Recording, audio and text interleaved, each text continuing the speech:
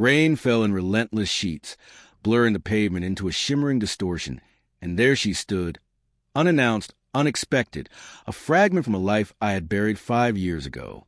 Her hair, soaked and clinging to her cheeks, framed in a way that stirred a memory I'd spent years suppressing. Her dress clung to her frame, heavy with rain, echoing a night I tried to forget. But this time, she wasn't alone. A small boy stood at her side, his tiny hand folded tightly in hers. "This is your son," she said, her voice nearly lost in the roar of the downpour. I didn't speak. I didn't move. I just watched, eyes fixed on the two of them, steady and silent.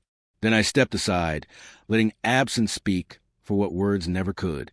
5 years earlier, she walked out of our life wrapped in a scarlet dress, barebacked, high-slit, impossible to forget. I hadn't questioned her faithfulness. I'd voiced concern because of how much attention it would draw, the kind she once claimed to hate.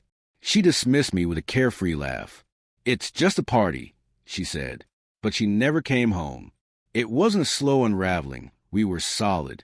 Quiet dinners, long conversations, nights spent naming children we hoped to have. But then the signs came, subtle shifts, longer showers, later nights, eyes that wouldn't meet mine. I never accused. I just started listening more carefully to the silence. That night, she told me it was a friend's birthday. Girls only. But the next day, a co-worker sent me a video. It wasn't a cozy gathering. It was a nightclub, and she was on someone else's lap, laughing like a stranger. I watched it once. That was enough. Truth doesn't need replaying. When she returned at dawn, soaked in alcohol and deception, I didn't yell. I brewed coffee, handed her a mug, and said simply, "It's over." She called me controlling, dramatic. So I left, no fight, no closure. I changed my number, moved cities. I disappeared. Before I left, I made one decision to safeguard my future. I froze my sperm, a lesson born from betrayal. Prepare for the unimaginable, especially from the ones who once swore forever. 3 years passed. Then a letter with no return address arrived. Inside was a photo of a child with curls and eyes that mirrored mine. I felt nothing, just quietly filed it away.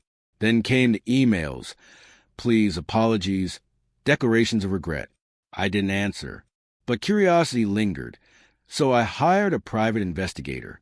The findings were almost poetic. She'd lost her job, moved back in with her mother. The man from the club? Gone before the pregnancy showed, denying any involvement. A year later, she started searching for me. She didn't know who I had become. Quietly, I made my plans. First, a DNA test, arranged discreetly. The investigator retrieved a pacifier from a park meeting.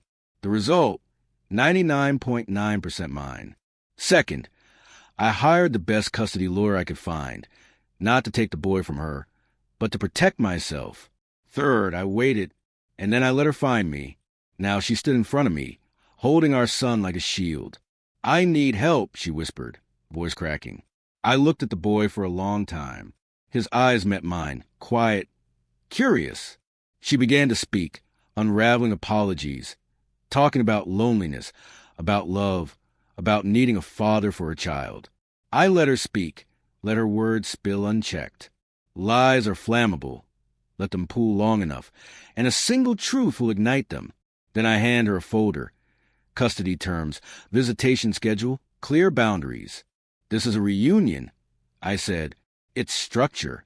She cried, begged, accused, said I had no right. I met her gaze. "You lost it the night you walked out in that dress." This wasn't vengeance. It wasn't cruelty. It was clarity. Actions echo.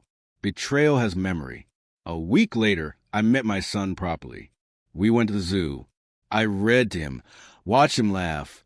Pure and bright, the way I used to be before. Trust was something I had to guard. I haven't told him everything. One day, when he's ready, I will, not to turn him against her, but because he deserves truth. As for her, she receives monthly updates, clinical, distant, through my lawyer, a name, a photo, a date. She lost a man who once would have done anything for her. Now I do everything for her.